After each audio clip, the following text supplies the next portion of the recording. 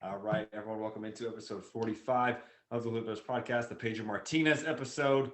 Back after another week of action, mostly MLB, creeping towards the NFL season. Mike's got a smirk on his face. I'm wondering what it is.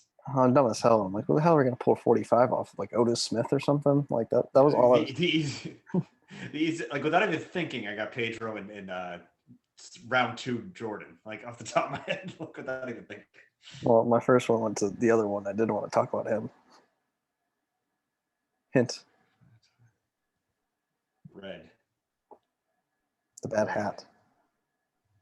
Oh god! I was like, what is he? I was like, not him. Otis Smith. Your mind just went there, and you had to think of Otis Smith go deep on the depth chart there.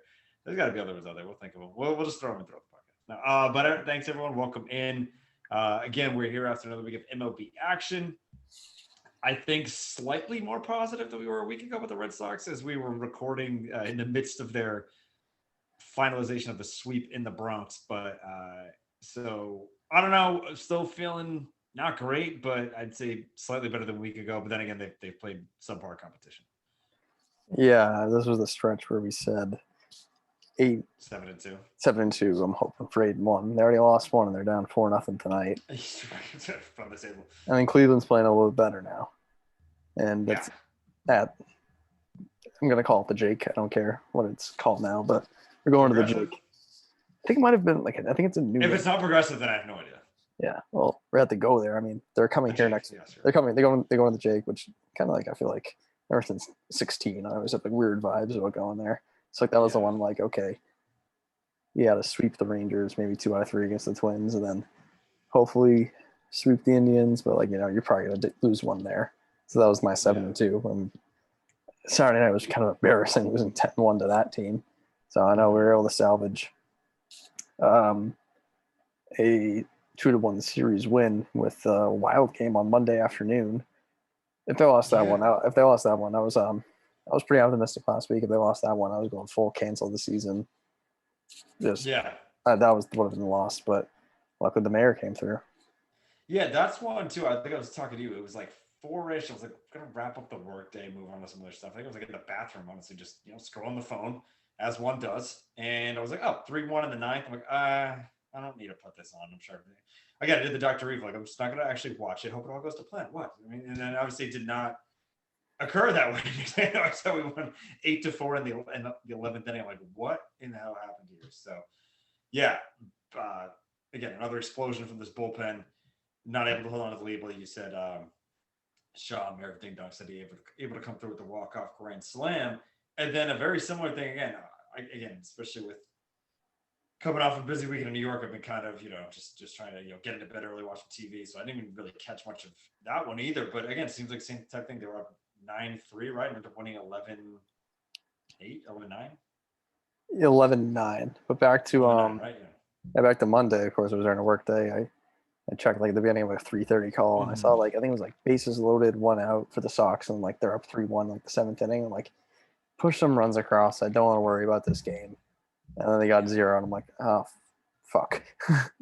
And I saw top of the 9, 3-1. Like, oh, Burns is in. I have a bad feeling about this. The next thing you know, 2nd and 3rd, 1 out, tie game. I'm like, of course. You gotta give Garrett Whitlock credit. He came in, closed out that inning. And then I think we had some good opportunities in the bottom of the 9th. Couldn't score. Gave up a run in the 4th, and it was runner on first, 2 outs in the bottom of the 10th, which was pretty insane after starting with the runner on second base. Like Arroyo got thrown at the plate, and it took a massive, definitely Fenway double, probably a walk-off home run, 29 other ballparks, hit by Devers to just force another inning and set up the Shaw walk-off. That was pretty crazy. Xander almost didn't make it from first because he was celebrating, but yeah. Yeah, I mean, but like I said, I think the wildest thing is like, okay, a game like that, like even when you're struggling, I think will happen, but then basically happen again the very next night is just like, what is happening to this team? I mean, Mike, I run our notes. They're losing even when they're winning. So yeah, like I mean, I guess because we weren't like 1 out away from the worst loss like of me canceling the season. Like they're up 9-3, but then it was like 9-8. And then Kike hit a home run to go up 11-8, and then you have 1 run but it was really just like Perez, who just hasn't been good since that Houston start back in like late May. Mm. Back in the bullpen, he really kind of severed a lot of runs, and then okay, it was 11-8 in the ninth. We wanted to give Barnes a good opportunity just to. I know it was back-to-back days, but kind of just like okay, it's a 3-run lead. Don't blow this, and he almost did. So I mean, I was kind of already in bed at that point. I was just catching up on Twitter this morning, but yeah, so we definitely have a closer problem right now. Yeah, that seems to be a big issue with this team, and is moving Whitlock into that role like going to do more harm than good? Like I don't know, but I mean it's just Yeah, like I don't want to do that. Like I was fine with Whitlock. Like you can come in like okay, that was a tie game, or like okay, like he's either getting out of this jam, or we're going to extras, and he's got the pitch for extended innings anyways, or he's not yeah, getting out of this jam and the game's losing them. right. And And then I think the another thing last high too is leverage situation he was in was like in the Bronx, and he was kind of like visibly shaking on the mound. So it was kind of like a nice like yeah, at home high leverage scenario to get back in the swing of things, and he did really well. So it was good. It was right. But then another thing is like, okay, as poorly as Barnes has been, has anyone jumped out to try to take it from him besides again Whitlock's been pretty good, but again you saying you not want to move him out of that role. Has anyone else jumped out to try to take this thing? Because I don't think so. Uh, I mean, the guy I always go to would be Ottavino. I mean, since he came back, Yeah, yeah, that's He probably the got one pulled in guy. that Sunday day game against the Orioles after like it was like a third inning gave up a run. But his last three appearances have all been scoreless. He's like he's had some ups and downs, but overall, like let me see what's his stat Yeah, line. he'd be the one guy like you say because again, if you don't want to move Whitlock, Finally the got that pitcher's good. elusive home run I needed in fantasy. Thank you, Tramiel.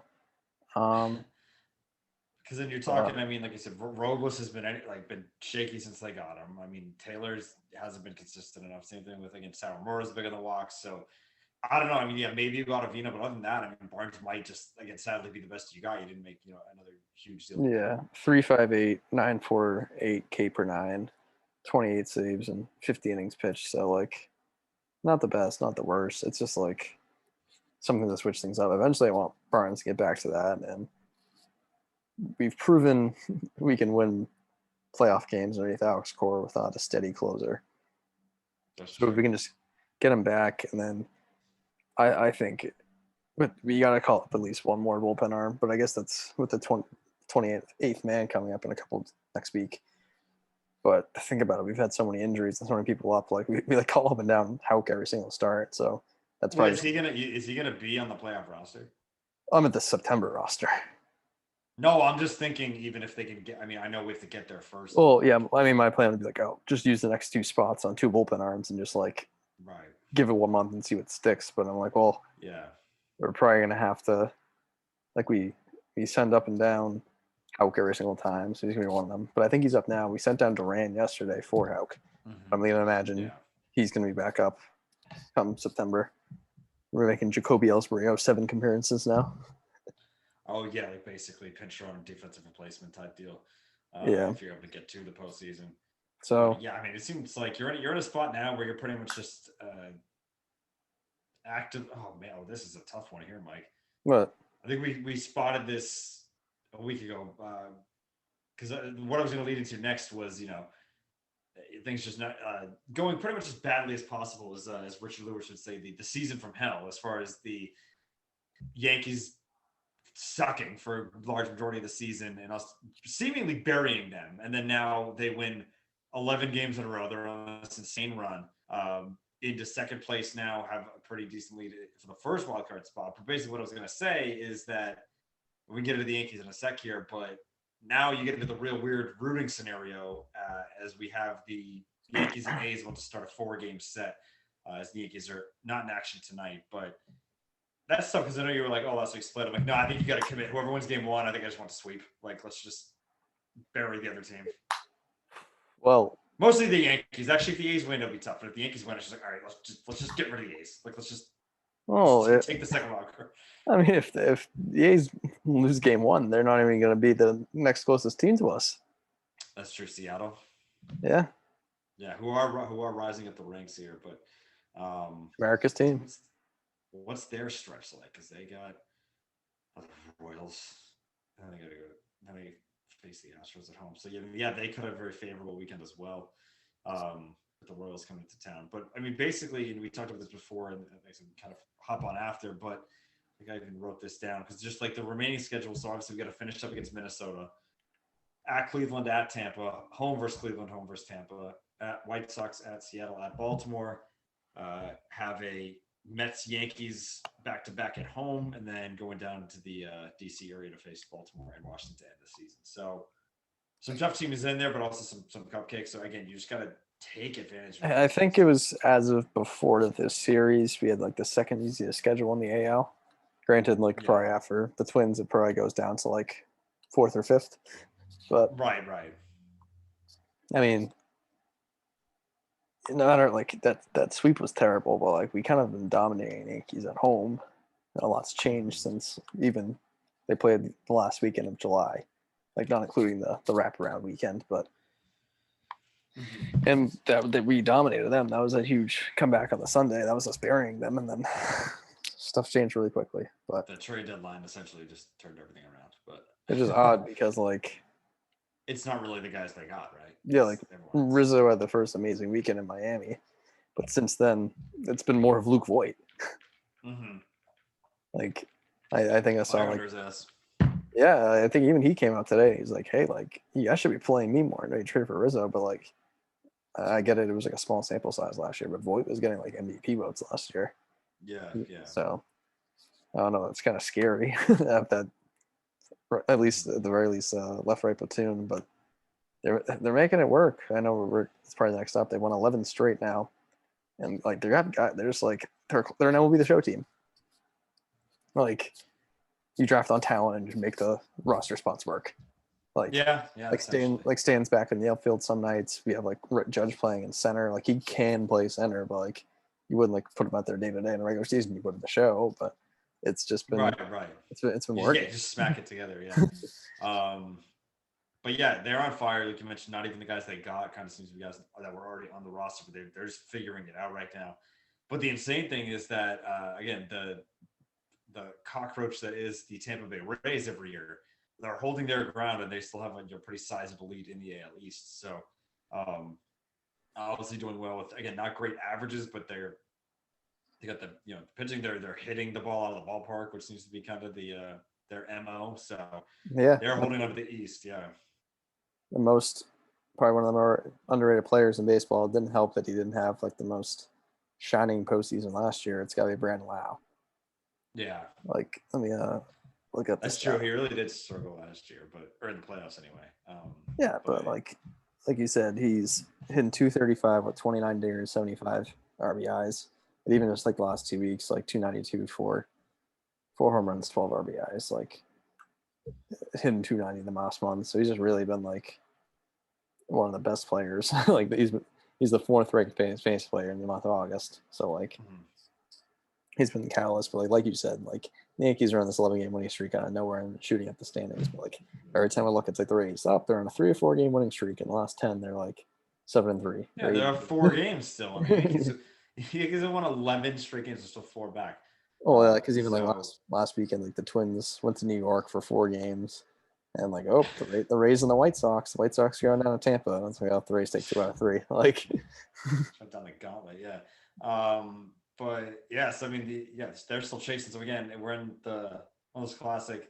If the season ended today situations, I think MLB would be throwing a party because we'd have a Red Sox Yankees 1-game wild card playoff in the Bronx. Again, if things were to end right now. So again, obviously, have to hold off the AL West teams with the A's and Mariners at the moment, but that's what it's set up as right now. Again, A's have been sliding a bit, and obviously, shout out to our guy Bassett. Really scary moment there the other day. So hope all is good on that front. But but a team that is nonetheless is struggling and falling, despite a Red Sox team that is also floundering around, but they've gotten a 2-game lead at this point. yeah, I'm trying to get the exact name of the season series they call out in the Bay Area. So they do like the A's Giants one? The Bay Bridge series. That's what they call it, which is pretty cool because I think they do like a trophy with like a chalkboard where you can like write your name on every year. It's like the GM's office, but that was a wild series over the weekend. And this is the A's come out fire and win in game one, 4-1 in Oakland, and they cruising the entire game on Saturday, and that was like right off like, oh crap, like the Red Sox need to sweep the series and sweep the Twins if we have any chance. But then Lamont Wade came through, hit a 2-run home run, ended up taking that game 6-5, and then another comeback win on Sunday. So the Giants took 2 out of 3 from the A's after only winning by 3 runs in the series. There 3 innings out of the 20, like the 27 or 28, depending on the 10, one game. But that was just an incredible series by them. That seemed to really deflate the A's because, like I said, a lot of, like I'm going to mention, there's a lot of good series this week, and one was a quick, I believe, just a 2-gamer of the Mariners going down to Oakland, the team right on their butts, and they took both games in Oakland 5-3 and 5-1. So they've lost now 4 straight coming off of that tough blown lead on Saturday afternoon, and now the Red Sox at least have some breathing room. Yeah, like I said, I mean, it seems like, because are they out tonight too? Are they not playing? It's like again a weird Wednesday night off for the Yankees. Like, well, there has to be at least one other team not playing. Yeah, it's they're off too. There was like a surprising amount of Tuesday day games with like, well, I think it was just like the Mariners A's was just the shocking Tuesday day game yesterday because I believe the Mariners had to get back home to Seattle to take on the Royals. And the Yankees got to use the day off to get across the country from Atlanta to Oakland. Yeah. So I think obviously Astros still in front in that division. Again, White Sox yawn, obviously going to win the Central. And then taking a look at the NL, I mean, yeah, like I said, the Braves were kind of on fire until they rented the buzzsaw that is the New York Yankees, but obviously still leading that division. Again, some divisions a little tight, but some just, again, foreclusions. The Central, both Centrals have been foregone conclusions kind of for a while now. So it's kind of where we sit on that front. Again, Braves still 4.5 up. Brewers still 8.5 up, but the Reds are making a push. They've obviously knocked the Padres out of that second wild card spot now. Again, Padres have been struggling, but the Reds have really come up and taken advantage there. Yeah, I mean, they've definitely, I think they're 20-10 in their last 30 games. I believe, like, I mean, they've had some pretty big cupcakes. Now they're getting tested going to Milwaukee, but like they said, they've definitely taken care of their schedule. I mean, like we mentioned last time, the Padres had some cupcakes with like, I believe it was 7 straight games all on the road at Arizona and Colorado. I mean, they're definitely bad teams, but definitely play a little bit better at home, and they lost 6 out of 7 there. So it's like not like the Padres were playing stiff competition at that time either.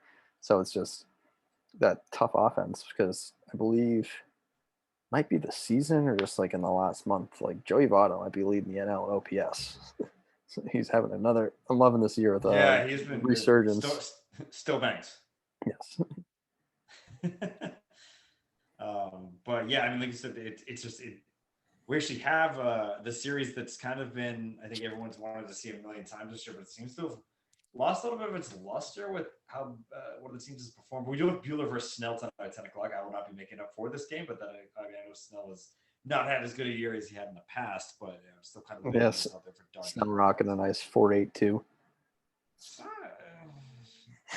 Not god awful, but it's not good. Well, look at next to Buehler's 211. Like, 211. Yeah, I just saw that come across the bottom line here. Yeah. But I mean, like I know it's kind of alluding to it, but there's been a lot of good series this week. I mean, even just thinking like they're both 2-game sets. They were both swept by the road team, but like Mariners A's huge wild card implications, and now like because the Mariners swept that, they're just a game behind Oakland, so that's huge. Mm-hmm. Yankees and Braves, I think it was the first time in like X amount, like a long time that 2 teams with 9-game winning streaks this late in the year faced off with each other. Yeah, and even I think the series to watch, especially tonight. I mean, I don't get how like the Blue Jays with this roster just lose so many games, but they're still a good team every time like you play. You can't take that team for granted anytime you play them. So they have a 4-game set in Toronto between the White Sox and them. They've split the first 2, and there's an incredible baseball game going on tonight. A huge pitcher's duel with Lucas Giolito. He threw 6 innings, 5 hits, 1 earned. But the real story was Robbie Ray with 7 innings and 14 Ks tonight. So that game's locked up 1-1 in the 8th inning. So it's just like, and then also like we mentioned, Reds Brewers. So like the Dodgers Padres this week. Like we were like, I remember the first week of the year, like, oh, how do they waste two of these games or like two of these series so early? And now we're just like, oh, I kind of really watch Reds Brewers. Yeah, exactly. And it's funny because now I'm even looking. I'm going to look really far ahead here, Mike. So we will probably have even another episode before this happens. But I'm already looking forward to Labor Day weekend, where we have a second decided division, because for a while this one team's been doing well with the Giants, but the Dodgers are on a tear. Just a 2.5 game deficit now, and we have Dodgers at Giants Friday, Saturday, and Sunday next weekend. So if the Dodgers want to make a push, get back into this thing, they do some damage in that series, we get a real. But that is the last time they play each other all season. Of this, No, like they're this has definitely been a hot topic for like a lot of like MLB like podcasts and like things you follow. It's like, what do you got to be like a Dodgers fan? Just like they're on fire, like especially since the trade deadline. They're like winning like 8 of 10, like 7 of 10, just like series sweeps, and you just look up and it's like we've gained one game. Yeah, I mean, again, the Yankees and Rays, right? It's the exact same thing going. I mean, maybe not all season like the Dodgers. Well, I mean, the thing is, like, who did struggle at some points. But Yankees, as of like mid-July, were down like 10 games, and now they at least went from 10 to 6. Where I feel like the Dodgers have gone from like 5 to 3.5, like or something like that. Right, because we've been looking at the last 10. The Giants have won 7 out of 10, but the Dodgers won 9, so they've been able to gain at least 2 games in that stretch. But no, that's definitely a good one looking forward. But yeah, we'll have to see how this whole Padres Reds race, because again, the loser of the NL West is hosting the All-Star game. Like that's just not even a debate. Yeah. So it's really just coming down to the final push for that last. I want to see if they play each other. Yeah, I mean, like I'm not sure like if I won that game. Like they don't play each other, I don't think, the rest of the year. No, they play the Giants a lot though, and Dodgers. This is really be the Padres. I want to see the Reds schedule. I don't know. I mean, they're like I said, they're really scuffling because even. Bro, that's like, really my favorite. The Reds. Oh my god, the Reds play some trash teams. No, I think I remember this thing.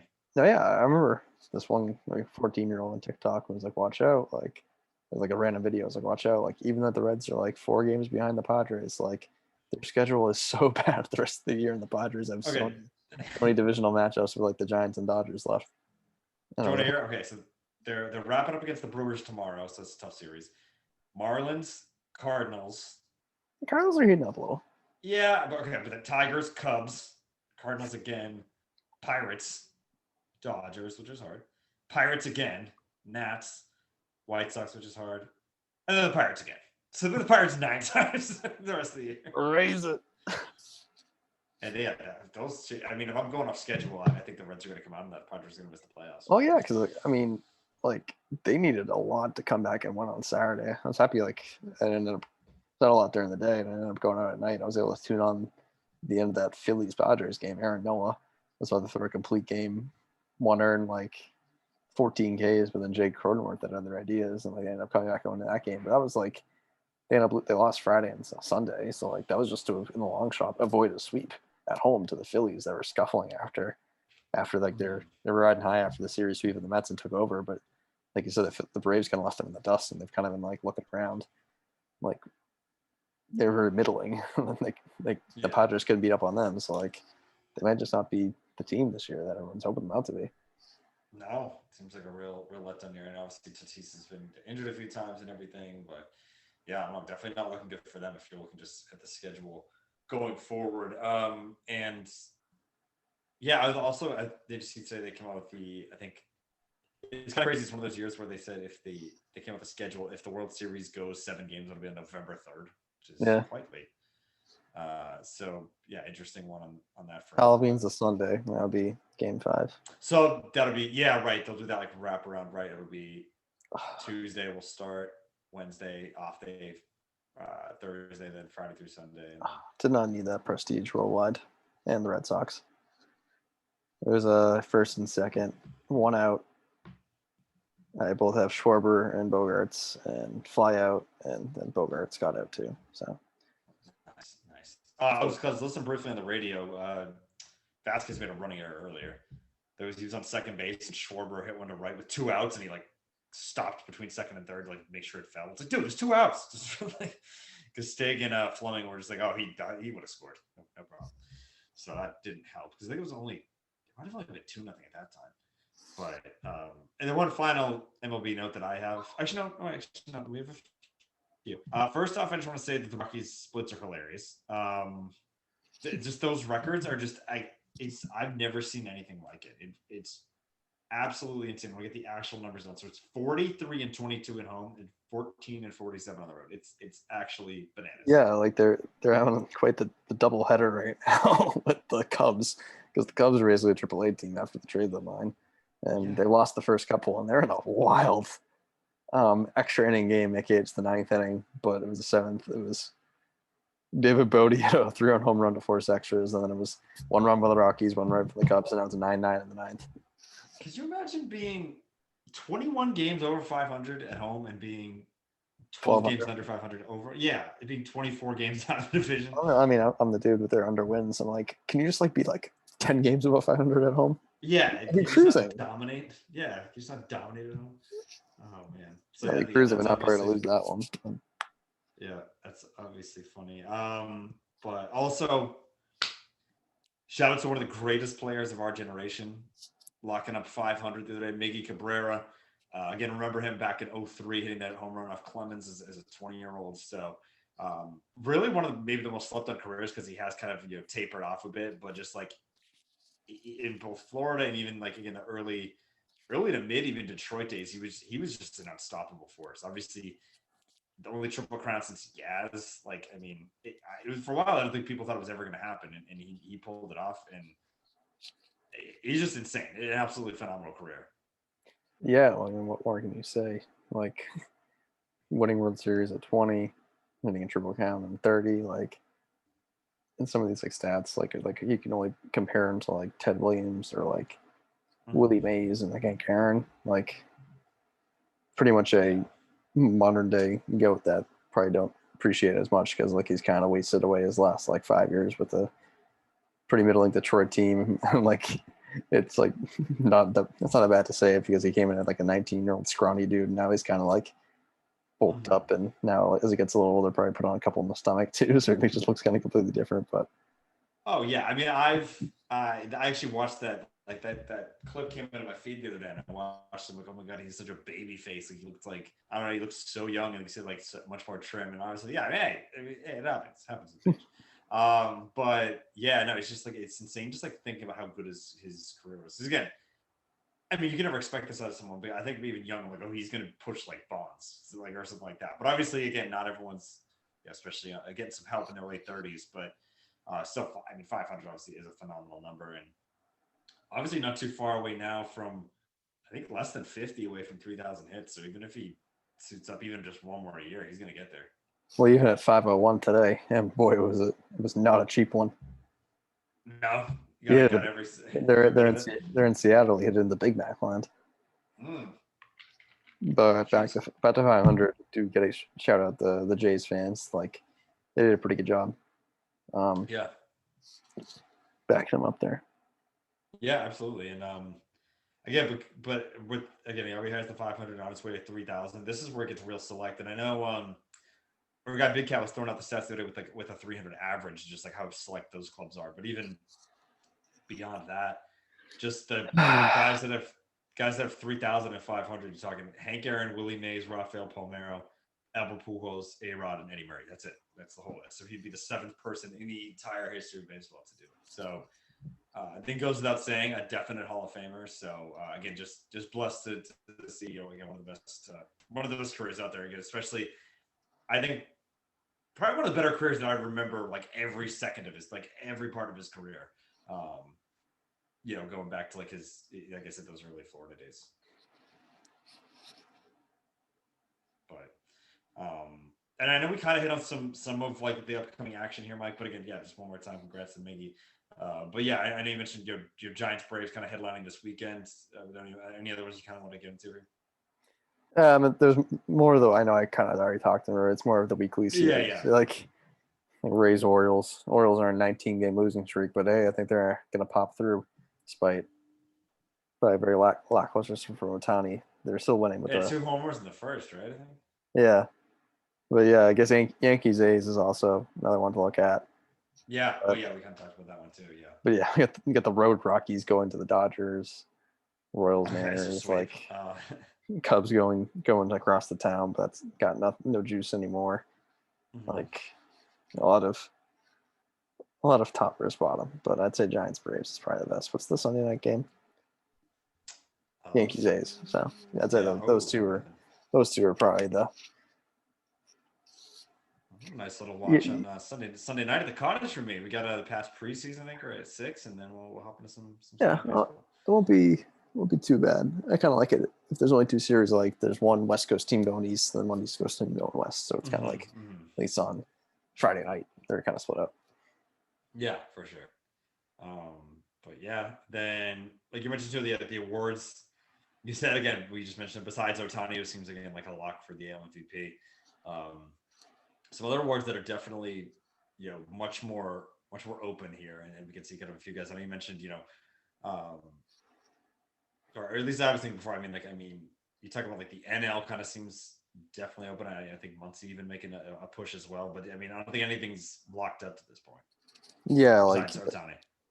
yeah, that's the thing I kind of think is like the second best player is probably Vlad Guerrero. So who knows if Yeah, like if Otani like gets hopefully not like gets like shut down or something because they're out of the playoff race or like I don't know. still, And still. Guerrero could like go off like maybe, I just think but they give it to that like one's definitely locked yeah, up though. Like I'm not saying that, but like the yeah, NLVP between Tatis, Muncy, heck now Freddie Freeman, yeah. he's in 391, 477, 602 in the last 34 games, kind of just like right when they turned around.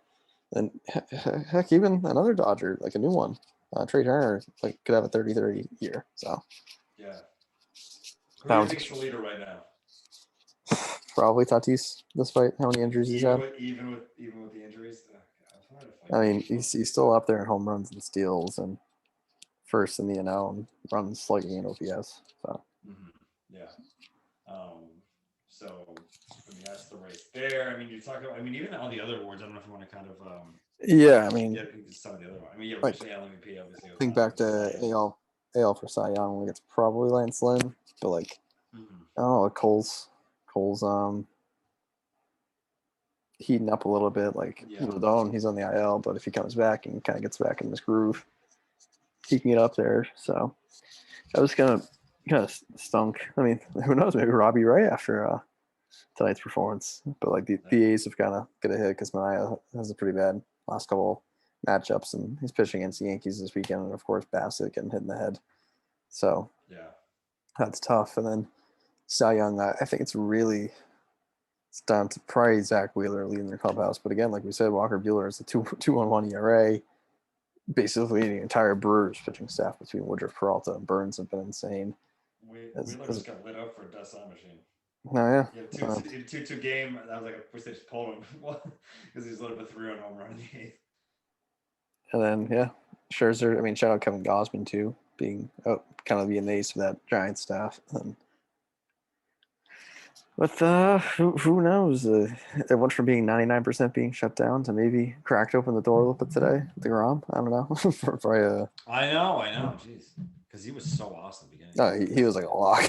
Yeah, he was. He really was. Even like after the All Star break, he was on the IL. But I think he was back by like beginning to mid August, and kind of like was the same for the last 6 weeks. Like he would have gotten a hand to him. Right.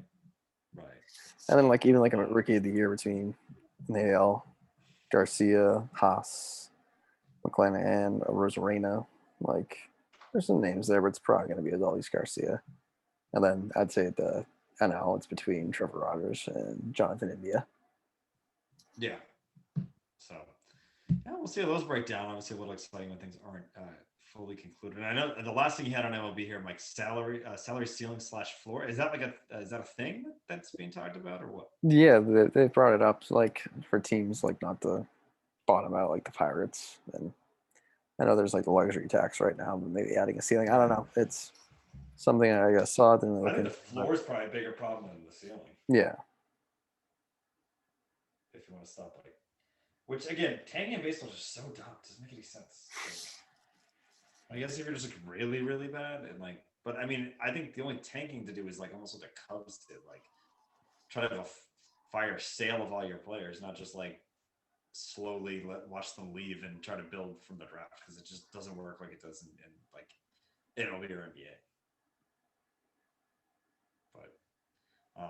But yeah, I think that's pretty much it for baseball. Like I said, we're kind of just going week by week here. We're into the last, we're getting to the home stretch here, probably about 5-6 weeks left. So, yeah, we'll see what happens. We got some good races, some that are again more foregone conclusions than others.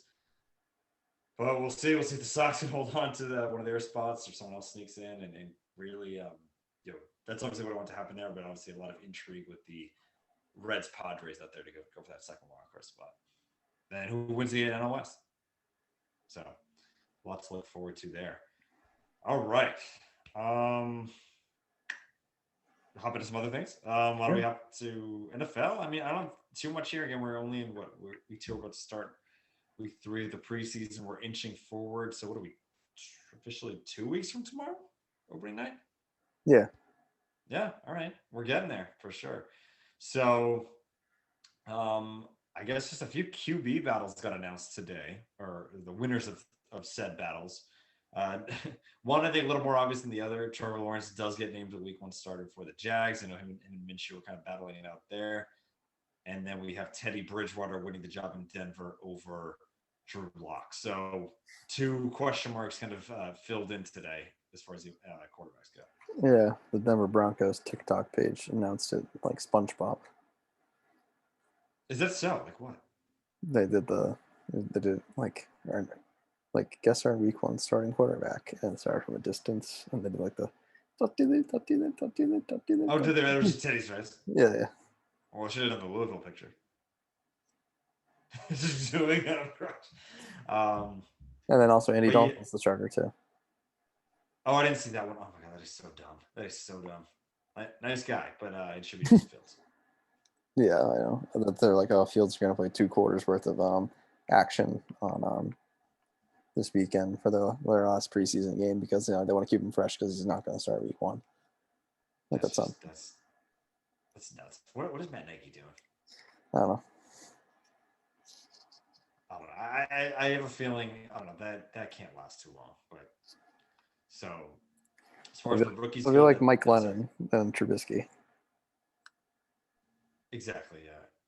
It's so as far as the rookies go, because I haven't seen it. Who else is on the Jets right now? I was gonna say Flacco, but that's the Eagles. Zach Wilson might just start by default, right? I saw some names in their first game, but it's no one good. Like no one even not even I don't think there's a has-been on there. Like it's just no one good. Only never was this. Exactly, Eddie Martell. I see the last game, Zach Wilson, Mike White, and not a real person. Joe Morgan, RIP. James Morgan. Oh yeah, Zach Wilson has to start. Unless I'm missing someone major, like you're talking the 2 of them, apparently not Justin Fields, and then the other 2 that are still kind of up for debate now. I saw the article on kind of the ESPN front page there. Shanahan's keeping it quiet. I mean, I think they're going to go with Garoppolo. I mean, Lance has been good. I mean, in preseason action, he's been good, but I don't know. It just seems like if anyone seemed like they were definitely going to not start week 1, it was Lance, just because, again, with all the time. But again, maybe that time off helps him, because it's like, all right, well, why, do we want to get even Ruster? He played 1 game. Like, he hasn't played 2 consecutive games since late 2019, right? Or yeah, I think so. So it's been so long, but I mean, also it's like Jimmy G's not again bad. So, so that battle again, I would think that goes in Garoppolo's favor, at least to start the season. And then the other one right here in New England, Mac Jones obviously benefiting from the Cam Newton COVID protocol type situation where he's been out. I think this was day 3. I think day 3 of 5 that he has to be out. Maybe I don't know when the clock officially started, but so again, everything I saw today is that he absolutely lit it up in practice, and that was against the Giants too. It wasn't even just guys. So yeah, I think he had 18 straight completions, and heck, like the Giants are nothing special, but their defense is still pretty good. Yeah, and that was I'm assuming his first team, right? It was against the ones. First team. Yeah, so I don't know. I still love Cam as a player, and or even like as more as a person. I mean, in the past as a player, not so much recently. He hasn't, in the brief action I've seen, he actually hasn't been bad. But it seems like Max is ready to take it. I still think Bill is so old fashioned. He will start Cam. I was actually at our house today. My dad had a hot take that Cam's either starting week 1 or he's going to get cut. I But like it's that. weird though because I'm like, but Makes then I'm sense. like, okay. But then I'm like, oh, so like Hoyer's the backup, and he's like, oh, where's Stidham? I'm like, they're not putting Jones instead. Like, if you're cutting Cam Newton, you're keeping Hoyer. Like, there's no way Stidham's gonna be the backup. But Oh, why not both? all three, yeah, no, I'm just saying, like, he almost made it seem like, well, like I don't know if necessarily Hoyer. There's no way you're cutting Newton and Hoyer. That's let me put it that way. Yeah. Is that fair? Yeah. Okay, all right. So I still think he'll start Cam though. I just think that's Bill's mo.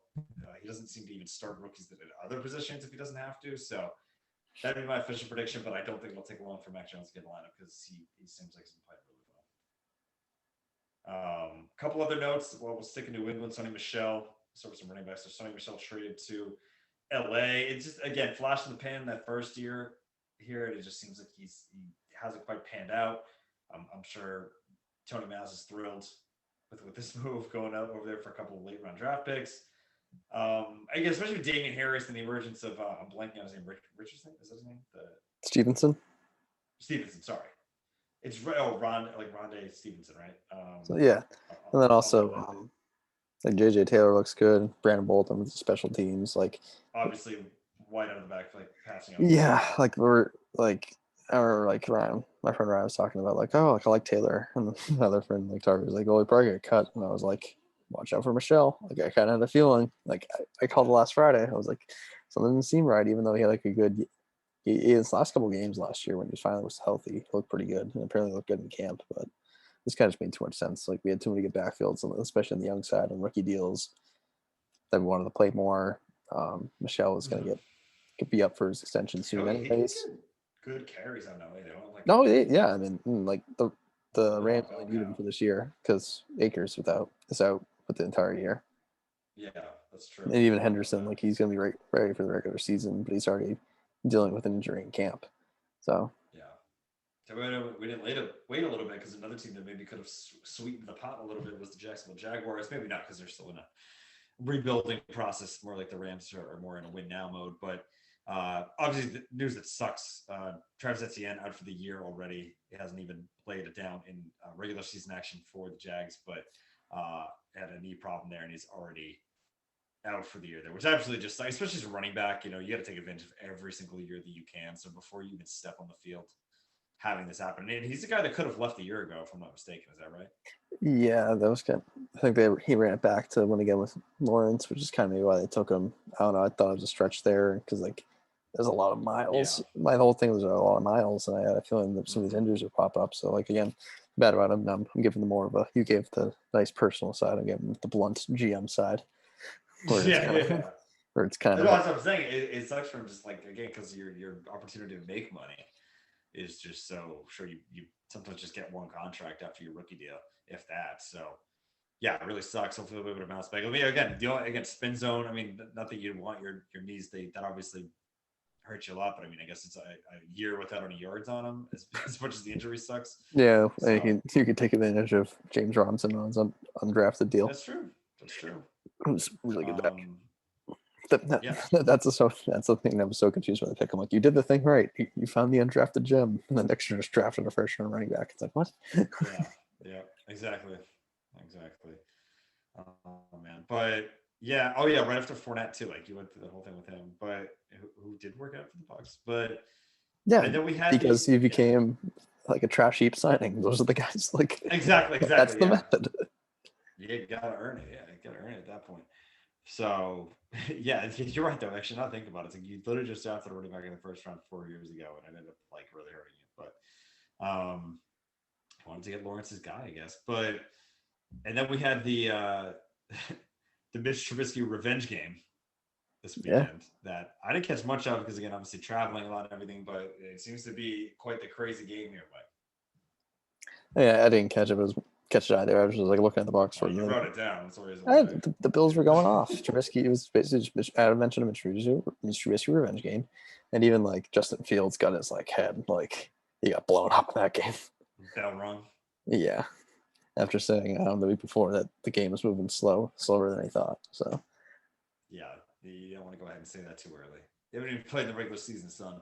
But well, I guess that's the thing. Talking about getting hit hard was like it's like, well, maybe they don't want Fields to start because it's like a week 1 primetime game against the Rams and you're gonna play Aaron Donald. Well, it's like you saw a guy that's probably gonna get cut, absolutely destroy him. So it's like right. Aaron Donald's intimidating, but welcome to the NFL. Exactly. It's like, yeah, you can't be avoiding that forever. I mean, sure, if week 1, all right, fine. But then it's like, yeah, you'll face someone not as good as Aaron Donald, but someone, pretty close to him the next week. So, like, relatively. So, yeah, I don't know. I think they got to go with Fields soon, if not what we want, apparently. So, but yeah, I think that's pretty much it for NFL. Like I said, we're inching closer. I don't know if there's really much on the college front besides this weird alliance that's happening that I don't fully understand between the ACC, Big Ten, and Pac-12. So we got week 0. We do have week 0 coming up, which again, not the flashiest thing in the world, but some exciting games. Yeah, I mean, let me see. We got some a couple teams that I've heard of before. I think we got some Nebraska, Illinois. But yeah, okay. You got UConn going to Fresno State. Hawaii, UCLA, and then we got the nighttime games that are kind of UTEP, New Mexico State, Southern Utah, San Jose State.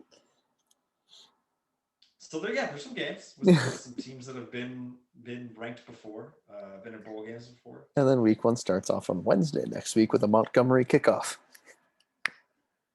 Dude, the slate next weekend's kind of fire. Oh, what is it? Clemson, Georgia. Yeah. At the same time, I mean, even Penn State, Wisconsin, the noon kickoff, Alabama, Miami, Indiana, Iowa. We'll get more in depth next week, but yeah, I saw that and I definitely got giddy looking at that. Also next week, BC Colgate, fantastic game. Hopefully not. But yeah, that's exciting too. I mean, there's all this about NFL, but we get that little preview of college football right before. So between week 0 and week 1, leading into the Thursday night kickoff of the NFL. So that'll be very exciting as well here. But that leads us to just a few other things that are going on. I said in the basketball world, just a few minor things. Celtics extended Josh Richardson, which I think confused a lot of people. But a lot of people were like, "Oh, that's potential money if you do," because I think we're just past the point of signing any free agent next year with all the extensions we put out there. But it seems like sign and trade could happen. I mean, I'm not holding my breath. I think most likely we're just going to have Josh Richardson another year, but it makes the possibility of trading for Bradley Beal a little more likely. A little. Yeah, it's like, I think we wanted to make it a sign and trade. So, because okay, we're not gonna do nothing just to not get him. But okay, worst case we don't get him. Okay, we have a decent roster we like. Yeah, exactly. Because now it would be a situation where fly just going, man. Jeez. It'd be a situation where you're probably talking like off season at this point, right? Because we have to keep Richardson for like an X amount of time, I think. Same thing with Smart, I think. Yeah, that's true. So yeah, we'll see. I don't know. Like I said, I'm not gonna hold my breath, but it makes it slightly more possible. So there was that. Not much on the roster movement piece, I don't think. The only thing that I saw today was that Nerlens was suing Clutch. I don't know if that's because he got bad advice when he turned down that contract extension that obviously did not work out for him, but I just saw a lot of funny memes, like I think some Soprano related memes from our guy about the Clutch office right now. Nerlens suing them. So I don't know. I just thought that was an interesting storyline there. Because did not work out for him. Much like he was Dennis Schroeder before Dennis Schroeder. And then we had the other news of the day. So I made this category of basketball, not just NBA, but Monty Bates, obviously a huge recruit coming out, commits to Penny Hardaway and new assistant coach Sheed at the University of Memphis. I was thinking hard the other day. I was like, if I was going to come out of high school right now, I really might just go to Memphis. Playing for those two sounds awesome. So yeah, and especially Um, Memphis is like probably a lot cooler than like Durham, North Carolina, or I like liked the yeah. Kansas. Well, yeah, I've never understood Kane. I mean, I know there's like the prestige there, and it's, again, probably what in your beak. I know now it's a little bit easier to do I'm so. surprised he So didn't go to Michigan State or Michigan, being from Michigan, but right, because I thought he did commit there. What did he commit and he then committed to Michigan State, then decommitted, and then now he's here. reclassified and Yeah, then yeah. So that whole thing, I can kind of see Durham being like Lawrence, Kansas. Like, what in the world is out yeah. there? So I've always thought that'd be I'm nice. hooked. If I was a basketball player, I'd be going right to McCronin right now. Oh yeah, I mean that's like I feel like I've always thought UCLA, but then they were kind of down for a while, and it's like okay, now you're in LA and you're awesome, so it's like yeah, Yeah, that's definitely a landing spot. We talked about it though, or I know the POT guys were talking about with Mitch, but I mean yeah, those colors at UNC, that's almost enough to bring me in. I mean, the The colors of navy blue and white, UCLA.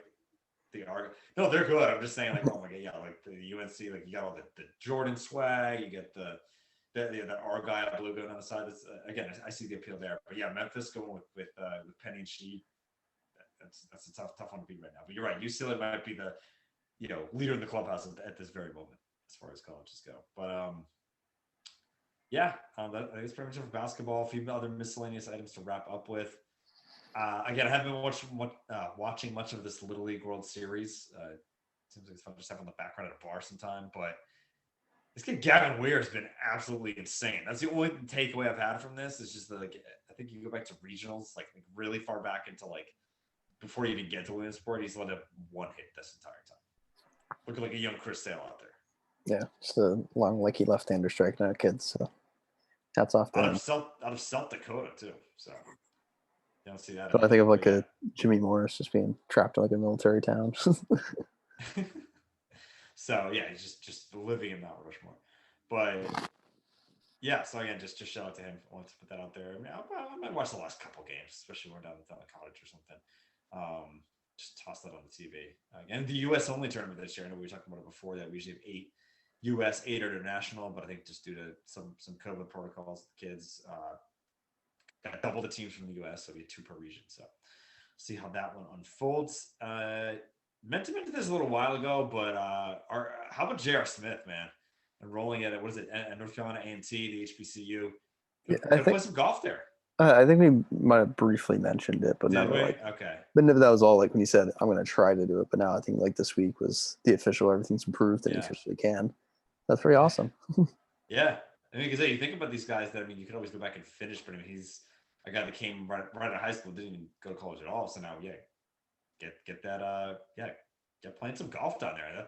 That's awesome to see a guy because I mean it's a perfect thing. You're mid like probably mid-30s right now, and I still got some activity with me. Let's do golf. It'll be easy on the knees and everything. As not like basketball. So. To a degree. Yeah, exactly. From HBCU, another awesome thing there. So yeah, shout out to JR. Another note I heard today that Tuca wants to stay in Boston, which will excite I think half the city of Boston and infuriate the other half. So I saw a good thing from Pete Blackburn when I was walking around earlier. It was just like I bet he just doesn't want to move. He's like I've moved 4 times the last 4 years. I just get not wanting to leave whatever city you're in. I'm like fair. No, I think that's exactly it. I think it's like, and he's always. He's like, oh yeah, he's like, oh, I'll be cheap. Like you don't have to pay me a lot. Yeah, I think he's like, okay, like I kind of want to play, but not that bad. Like, right, yeah, I'll play if I don't have to move anywhere. Which is like weird because that was almost I mean before he ended up going back to the Czech, I'm getting this Finland. Czech Republic, right? Is that Finland? No, I'm talking no, I'm talking Krejci. Oh yeah. Czech? He's I'm saying before that he was almost like I'm not going to another NHL team. I'm either finding a deal here or gonna go home. So but yeah, I mean, it seems like it'd be a cheap deal. Again, I'm a pro team guy, so even though again we have Swayman coming up, I think that whole thing, I'm just gonna ride with him. Again, I probably would have been less heartbroken than other years if he did leave, but see what happens. After last year, I'm not like I want something new. That's my thing. I get it. I'm just like, why not one more time? We'll see what happens. But anyway, that was just a note. Mike, it says here you had a Jimbo. You had a little mishap. I'd like to hear what this is. Yeah, I can remember if I told you or not. I remember how we're down North Carolina. It was a whole thing. I couldn't find my sunglasses. Yeah. So first we found them, been using them for weeks, had them for 2 years, Yeah. nice Ray-Bans. I had to pick up our work on Saturday because I needed to like drop off Okay. because like she had friends in town, like an air mattress, so you need to go get an air pump. So I picked her up some lunch, did a great whole thing. But we got there and she's like, oh, I have too many things. Like, can you at least like get out of the car? Like I like see me on the front step. He's like, you don't have to come up and at least just like put everything in my hand. So like I ran up around, went to the back seat, grabbed all my stuff, gave it to her, piled it in, like threw away the trash that was in the car in the backyard. She walked up, we went back our separate ways, drove away. When I went in the back seat to grab everything, my sunglasses were falling off my shirt, put it on top of the car. Ah, man. So how do you just, they're just like lost in the abyss of your commute from there, or Yeah, she went because it's a one way, so like in order to get out, I mean you like take like 3 lefts to get back out. So she walked okay, that yeah. entire like 3 lefts and somehow didn't fall off on those turns. And then I've done a couple trips back and forth since, and I haven't seen it on the side of the road. And it's just Damn. Wait, so how do you know? You're just like that's what happened? Because again, it's like it's almost like you'd be able to oh, find them, and it's like because I knew I was wearing them before, and it was literally so it's halfway. rust. I was like 2 minutes away from my house, and I was like, oh, they're not in this car. I had them before. And they're not like getting any of her stuff or anything. Like I'm like I can kind of like almost vividly remember putting it on top of the car. Yeah. Well, damn. That's a bad one. Yeah, especially their nice Ray-Bans. I mean, yeah, if you have sunglasses for over 2 years, you kind of chalk that as a W. But they were really nice, and I really liked them. The screw, well, one of the screws was getting a little. That's the thing. One of the screws is a little loose. So You just spin zone it, yeah. And if you that's put it on your shirt, sometimes it would like dangle in front of your face. okay. That's good. So Well, now that's why again, yeah, no free ads, but the company I got them for the replacement option. I already ordered a pair Nice. Okay. Nice. because Yeah. they're on like 60% off when I looked. Yeah, I mean, like those companies always have sales of some sort, but Yeah, it was sixty uh, percent off, but the shipping was like damn, 12 bucks. So like, damn, tough to hear. I feel like I had a moment a couple weeks ago. This week's been pretty good. I've just been tired. Did not get much sleep in New York. I was up past 4 a.m. both nights. yeah, you don't really. No, the city does never sleep. You don't either. Just because you're like, wait, this is open. One funny thing I will say, I think I FaceTimed you like, because we were still up at 4 in the morning. But that story about me getting back drunk from the bar, Caitlin wanting pizza. I run to get it, find a shop that's open till 4. I got in probably like a little after 3. Come back, Jesus sleep. I ate my slices, enjoyed them very much. But no, New York City was fun. Obviously, waiting in Long Island, which was also a good time. Shut down the hotel lobby. I say shut down. It was probably people coming in and early the next morning. I was still down there, so that was really it. Got home Sunday. I got a late start because we slept in, but yeah, just been pretty much in bed watching. Finish up Ted Lasso last couple weeks. I didn't realize all 10 were out. That was a huge shock to me. Well, So season one is all out, but not all season two. no, I know. I meant like we finished like the latest episode and we went to go play the next one and it wasn't there. I was like, oh no, I thought there were 10 for both already out. So Oh, so you're like all like caught so up. I haven't watched the one. oh yeah. I haven't watched the one I'm from this past Friday yet. yeah, I'm live. Oh, nice catch by Buffalo. Yeah, the last one was like the random Christmas episode. I'm like, okay, cool. That's why I think Caitlin was confused. She's like, wait. So this is just like yeah, like I think it would make sense if it was like the middle if all 10 came out at once, because it's like, all right, it probably runs from here to then. But yeah, I think it threw her off a bit, and yeah, me as well. But yeah, I can't get enough of that show. But yeah, so that'd probably be the only, I guess, to be the as the PMT guys would say, the Firefest of the week. But yeah, and then I think obviously like one final note we have to hit on, just absolutely tragic news coming out of the Boston slash hockey community with Jimmy Hayes unexpectedly dying at the age of 31, just insanely young. A guy whose brother Kevin I saw a little at BC as a player. Jimmy, kind of graduated just before me. Bounced around, played some time with the Bruins, but I remember just even being out in bars. I think on my 21st birthday, we did the bar crawl at Erie Pub down in Dorchester and seeing the Hayes. I think it was when he was on the Blackhawks jersey hanging in there, and just how much he meant to the hockey community, the Dorchester community, everything, the whole entire family. Just absolutely gutting, tragic news. Seeing that coming across my feed, hoping it was wrong, even though I scrolled by it a million times. Just kept hoping it was wrong, and it's unfortunately not. I know, like not that Not that being like 36 would make this any less tragic, but like I thought he was like a little bit older. I didn't know he was only 31, and like that's even worse, especially as two kids underneath like 5. And Yeah. then like he was like you lived out the dream, grew up in Dorchester, went to BC, then played in the Bruins for a little. like Yeah. I like mean, as a like that. hockey guy, I mean, yeah, you either, yeah, you grow up in Dorchester, you play for either BC or BU and make it to the Bruins at some point. Yeah, you're right. That's the dream right there. But I obviously haven't seen any details, but I mean, just a scary thought, and truly just realizing you got to take every day, man, because you just never know when it's gonna be gone, and just absolutely tragic news. So just thoughts and prayers out to the Hayes family, the whole both communities. Like I said, the Boston Dorchester area, just the entire hockey community as a whole. Anyone who played with him, um, like I said, friends and family, everything like that. Just absolutely tragic news. Always tough to see anyone go, but a fellow Eagle, just really tough. Obviously, won a championship there right before I graduated, and or right before I got there rather. But yeah, just terrible news because again, anything you heard about him was on top of being a hockey legend, just seemed like an absolute class act, absolute great guy, great for the community and everything. So we saw a lot of,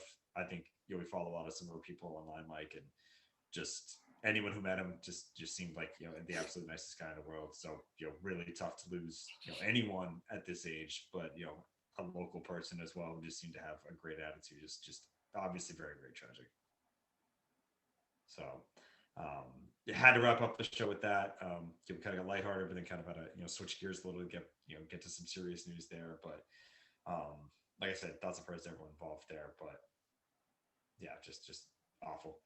Um, but other than that's all we had today. I think it was just we kind of had to give Jim his little moment there to end the show up. But yeah, I don't think there's anything else. Do you have anything else, Mike? Nope. No, again, we're just chugging along. We're coming up on Memorial Day. Mike and I both Labor. have the entire. What is that? Labor. What did I say? Did I say Memorial. Memorial Day? Yeah. I wish we start the summer over. But how do you get to fall again? We got football coming up. Mike and I again both with the week off. Mine's gonna be a little bit more relaxing. Mike's got the GF's birthday, then the big move coming up. I'm just gonna be chilling, resetting some batteries, having some cocktails, some booze on the beach on these nice days that we have. But hopefully we'll see Mike a few days down the beach. I'm hoping he gets down there quite a bit. Took advantage of that packing day on Sunday when the hurricane came through. But yeah, I'm excited. I'm very excited. Yeah. Should be fun. Hopefully the weather can cooperate. Yeah, and you'll be down there at some point. I'm sure we can coordinate some sort of live Yeah. episode. Yeah, I think. Yeah, I think. Yeah. Yeah, because we can even once you get back into football, like we might even maybe mix in another extra episode or so if we have the availability once Labor Day kind of wraps up. But yeah, I guess we'll be back at some point. So, Mike, this is the official finale. We thought we might have last week. The finale from the Red Room. Yeah, I mean, I got rid of the lamp on my desk, so it was either get in the lounge or a dark corner. You So got the I went lounging. Yeah, you got some like nice like beach bod poses going on, some Costanza photo shoot things going on. So Yeah, get comfortable, man. yeah, I mean, yeah. So position. shout out to the Red Room 45 episode run here. We'll be moving on to still Somerville, but the new place. Yeah. And again, we both moved places during the course of this podcast. Hopefully, I'm here to stay in mine for a while. But yeah, finale from the Red Room, and like I said, hopefully, what is it? And never forget, as you're saying that, Shorbo tie game. Tie game. Yeah. Are you serious? Okay. Yeah. All right. Again, my never-ending feud with Nessa, and I'll have to try to stream it. I think it works best with a laptop, but my computer cannot handle it if I'm also recording. So yeah, we'll throw that on after. But no, that's awesome, Shorbo. Saving the day. Let's have it. So yeah, we'll see how the Sox do with that one. We'll have more of an update next week. Inching closer to football, both college and NFL, as we get down to the race in the MLB as well. So we'll be back at it next week, and hopefully a live show from the beach. But until then, everyone have a nice rest of the week and the weekend. See you guys later.